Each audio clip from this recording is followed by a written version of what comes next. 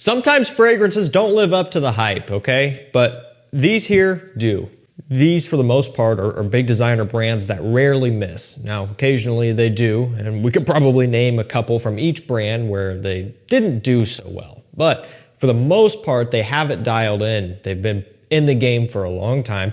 They're big brands with a lot of money, and their goal is to make more money. And so if they produce a scent that's really good, that can catch the attention of a lot of people, both in the community and out of the community, it's destined for success, right? And so these are ones where you might have some reservations because you see them left and right all over the place. You might think that maybe there's some, not good reason behind it, but really, they are good. Now, actually, this first one is probably going to be the least popular in this video. So most everything else is pretty widespread. This one, again, a little bit more low-key, but still a popular brand, a popular line, and had its fair share of attention there for a little bit. It's Hugo Boss Bottled Eau de Parfum. Now, this one, not only do I think it is worth the hype, I also think it could deserve a little bit more attention. It's got apple, chestnut, and cardamom here. It's a really, really nice, cool weather, sexy, and slightly playful scent. Now, it's going to be a lot more designer level, a lot more mainstream than things like the new Boss Bottled Elixir and Boss Bottled Absolute, both of which are phenomenal. Those are very popular right now, primarily because they are new within the past this year and last year. Boss Bottled Absolute is the newest one. I've already covered that one. It's great, okay? Now, this one, again, is going to appeal to more people. So that's kind of where I'm at on this.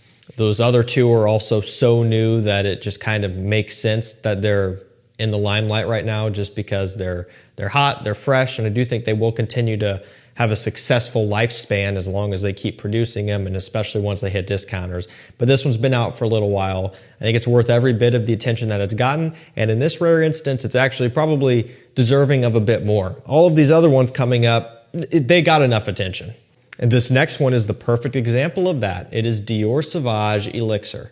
Okay, so it doesn't need anything else, right? This one took the community by storm when it was first released because, I mean, at least for me, it was unexpected.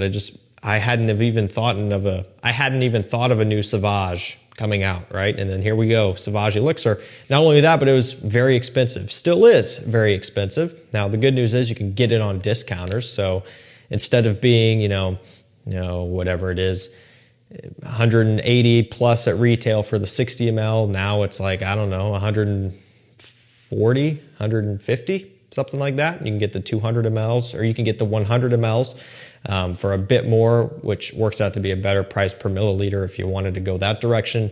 Neither here nor there, it's very expensive. Now, this is one that is basically all about the warm spices. So nutmeg, cardamom, cinnamon, and then also a whole bunch of sandalwood. And there's some other notes I'm missing as well, but it's warm spices and sandalwood. That's basically it. You're not getting ambroxan, you're not getting bergamot, you're not getting the usual Sauvage idea. It's completely different. They almost could have taken this exact smell and pioneered a brand new line of fragrances, but they didn't. I do think Dior had a miss, although, and that would be Sauvage Eau Forte, which is a water-based scent, which I just don't think we're there yet. I just don't think that we're in a time where performance is the main thing.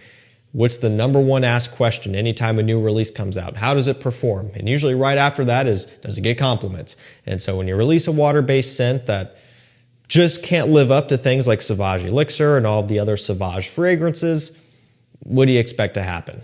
I don't hate Sauvage Eau Forte, it's just not my favorite. Now, you can get a sample of Sauvage Elixir on our website, along with a few others in this video and many more at decantcenter.com. If you're looking to try before you buy, we'd be happy to help you out. Armani Code Eau de Parfum 2024, it's very important because there are two versions out right now. The 2024, this one is in production, but floating around on the discounters, there are still bottles of the original Eau de Parfum. I don't remember the year release, but they're different. The main difference is going to be that the new one here smells like Armani Code Profumo, which is a discontinued gem. That one was amazing. And while I'm sad that they discontinued it, I'm not as sad now because we have this back. Now, there was a span where I was really frustrated because it's like you couldn't get it. Armani Code Absolute, same thing. I don't know if they're ever going to try to bring that one back one way or another. It would be nice, but for right now, we have Armani Code Profumo back in a nutshell. Basically, a scent that's entirely focused on a tonka bean note. You get a little bit of a slight fizziness, a little bit of a sweetness, almost like a root beer smell, root beer cola. Maybe even a root beer float if you wanted to go there. It just kind of has this fizzy creaminess, bubbly nature, and then this nice tonka woody undertone. It smells really nice. You know, again, if you're familiar with Armani Code Profumo, which a lot of you guys are already, you know, you're going to understand what this one is all about. I mean, when you try it for the first time, you immediately know what it's all about. So they're that close. Okay, next up, we're going to go with Y Eau de Parfum Intense. I love it. What can I say? It's an improvement over the Eau de Parfum. I really do think so. Now, the Eau de Parfum needs not one more ounce of attention because it's really, I mean, right now it's one of the #1 best sellers for men. If you look at all the discounters, all the retailers online, sort by most popular / best selling, Y Eau de Parfum is going to be on the first page of every website. That's just how it is, right? Now, that one's good. Now, this one here, it's a bit newer, still been very popular, and I do think it is 100% worth the hype. If the Eau de Parfum didn't work for you, there's a very good chance that this one will. It's basically just a fix for the overwhelming sweetness that the Eau de Parfum gives off, which not everybody likes. So they're doubling down on the sage and the geranium here, getting a lot of amber wood as well, just no sweet apple. Now, for some people, that apple note is what makes Y Eau de Parfum so special. So in that case, it would be obvious to assume that you should stick with the Eau de Parfum. But especially, this is me talking to people where the Eau de Parfum's too sweet sometimes. This fixes it. Now, bear no mind, I love the Eau de Parfum, but there are times, especially on really hot days or just days where I'm not in the mood for sweetness, where it just isn't going to be the one I would go for. This one, on the other hand, I could see myself reaching for on days when I just don't want that. And I have. When I got this one in, I wore it for days in a row. It was something that I was just hooked on, and I still love. Even though we're heading, or pretty much are, into fall and winter up next, I'm still going to wear this one whenever I want a freshie. You know, typically it's not going to be that often. I try to use and enjoy my cooler weather scents as much as I can, because sometimes it seems like the cooler times of the year can be a little bit short-lived, or they go by quick and I don't get to enjoy my sweet scents as much. But if there's a day where I just want something fresh and clean, chances are it's going to be Y Eau de Parfum Intense. This next one is not quite a cheapie, but it's borderline. It's slightly below mid-range designer price, but it's also just above cheapie price. It's kind of right in there. So I'd call it just really affordable, very reasonable. It's Moustache Eau de Parfum. So for me, cheapie has always been $30 or less. Mid-range has always been about $50. So 40 bucks or so. And sometimes you can get this as a tester, which is where you're going to get closer to that 40, maybe sometimes into the high 30s. You know, if you're going full pres, it might be mid 40s, but still just really, really reasonable, especially because it smells very similar to a much more expensive scent, YSL Tuxedo, which I love and I have a bottle of, but it's expensive, and sometimes I'm cheap. Actually, a lot of the times I'm cheap. I have all these expensive fragrances. Sometimes I feel guilty wearing them, primarily because it's like, if I'm just hanging out at home, is it a waste to wear it? I don't know. If I'm enjoying it, probably not, but that's how my brain works. So, man, a lot of the times I go for this one. It's so affordable and it's so good. It is the epitome of fall, in my opinion. It smells like the season of autumn. And so right now, I'm doubling down on this one as much as I can. This is a brand new bottle. That's why it's full, okay? But yeah, this is one that if you don't have yet, you should pick up. We've got samples of this one as well. I mean, it's a good one where if you're already placing an order, you can toss this one in. You can get a sample for as low as 10 bucks, right? So a lot of the times it might make sense to make the jump for a full bottle purchase. But if you do want to try before you buy, just in case, because maybe not everybody's going to like the vanilla, pink pepper, kind of patchouli combination going on here, that's something you could do. Okay, now we're going to go over to Mancera Tonka Cola. Niche at a designer price. That is Mancera. And I love it. It's one of my favorite niche brands. And that's why, because they're obtainable. You know, people can buy these and not feel guilty, right? Because I mean, really, Sauvage Elixir, they cost more than Mancera's. All of the other elixirs that are coming out, they cost more than Mancera's. Even a lot of the eau de parfums and parfums from designer brands cost more than Mancera's. And again, we're talking discounter price to discounter price. Now retail, these retail for 180 or so. You know, some designers are less, but when we're talking discounters, a lot of Sauvage and Y fragrances could be a little bit more or about the same as Mancera's. And these Manceras come in 120 ml. That's a better price per mil compared to most standard 100s. So Tonka Cola, to me, really is kind of their take on a Roja Enigma. Not a clone. It's still different, but somewhat similar. It's in that wheelhouse. It kind of has a slight, I don't know, warm, spicy cola type of smell, just without the booziness and without the tobacco in this instance, which Enigma does have.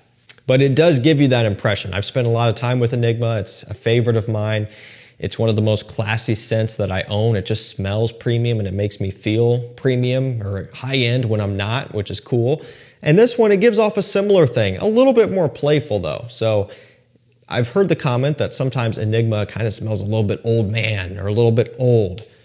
And when I go back and I smell it, I could see that. You know, first it's like, really? Does it? But revisiting it, I'm like, yeah, you know what? I can see that interpretation. So this one, it doesn't have that. It's a bit more modernized, again, to use the word, a bit more playful.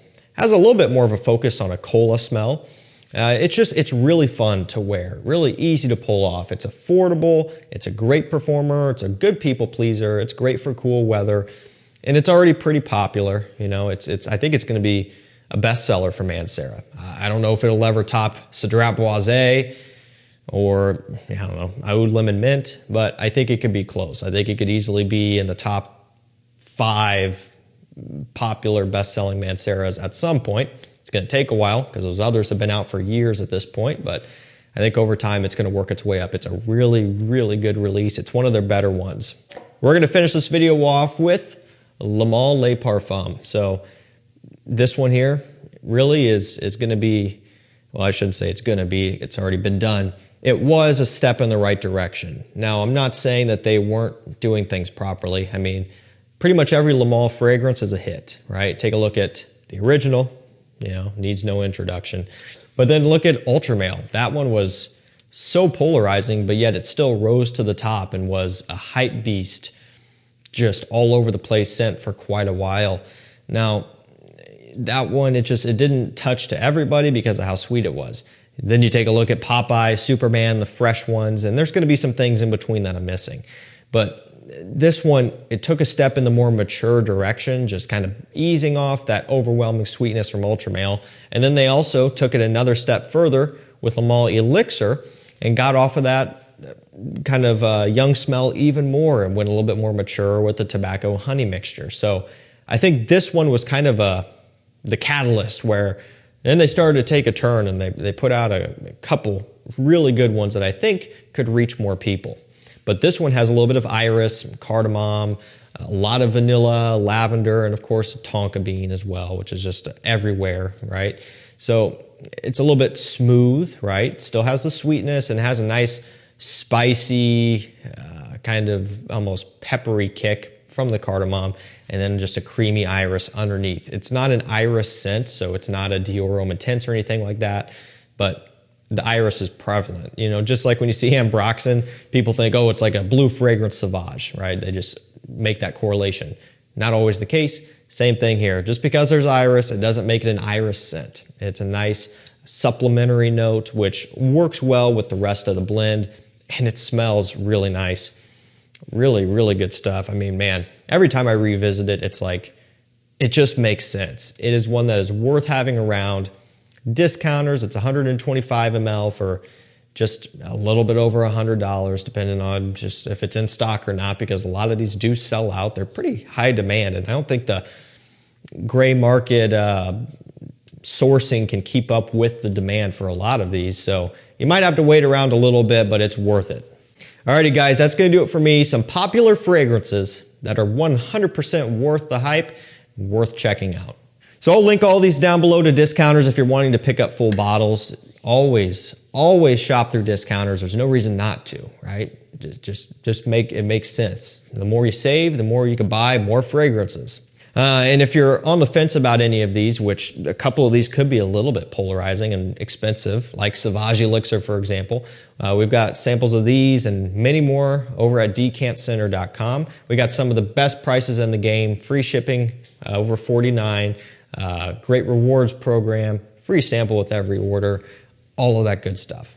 We're constantly trying to improve and add new products pretty much on a daily basis. So if you don't see what you like right now, just keep on checking back. We're trying to really balance it out, adding more designer, but also adding more niche, because at the end of the day, the niche stuff, it's even more out of range and out of reach than designers. So go check us out. Thank you guys so much for watching. Stay safe, stay healthy. We'll see you tomorrow with another one. Take care.